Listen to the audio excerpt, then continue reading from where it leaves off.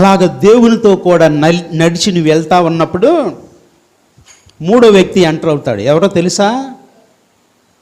సాతానుడు.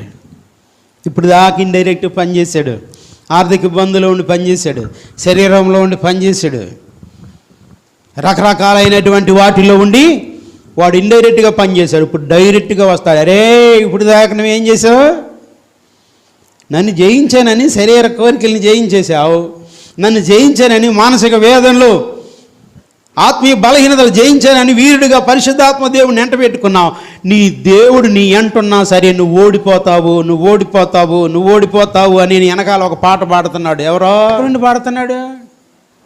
ప్రేరేపణల ద్వారా చెవిలోకి వస్తాడు. నువ్వు జయించలేవు, ఈ అప్పులా జయించలేవు, ఊరి పెట్టుకో. ఎందుకని? నువ్వు చచ్చావనుకో దేవుని నామం అవమానం అయిపోవాలి, ఆ ద్వారా సాతాను గణపరచబడాలనుకుంటున్నాడు.